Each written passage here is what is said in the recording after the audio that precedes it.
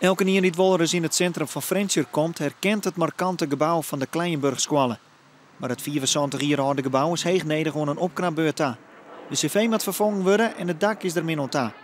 En dus wil onderwijskoepel Radius de school verhuizen naar de eerste kant van de stad, naar een nieuw multifunctioneel gebouw. 3 basisscholen moet het ronderdak krijgen. Er moet sowieso 5,5 ton op korte termijn ingestort worden, maar dat zal oplopen, want we komen natuurlijk nog heel veel dingen tegen. Dat zal oplopen in de komende 10 jaar, zeker tot 7,5 ton is onze ruwe inschatting. Boven dat is het gebouw zo stadig gewoon vissen te grut voor de 150 schoolbaan. De helte komt haast leeg te staan. De verhuizing valt verkeerd bij een grote groep ouders en ook de meisjessenskipsriet van de scholen. Nou, deze is de school verduurzamen. Het lijkt me veel beter. Want op een nieuwe plek, ja, nee. Hier blijven, dat heb ik het liefst. Ja. Waarom? Omdat de kinderen hier gewend zijn. En dit is een goede school, dus ja, ik vind het prima zo. Nou, maar een mooi nieuw gebouw, dat is toch ideaal voor de baan, of net? Nou, er is heel veel positieve punten aanwezig.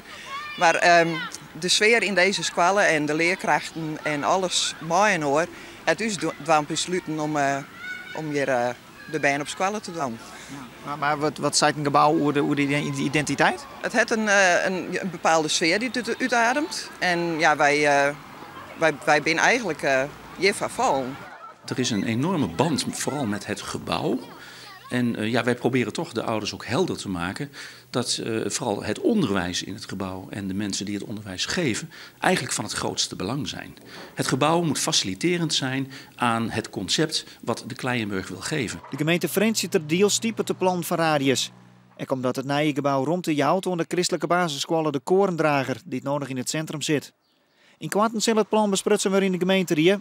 Maar de ouders van de Kleienburg-scholen jouwen net samen op. Als het moet, dan zien we er alles aan doen. Misschien wel onder hekken vast. Ja.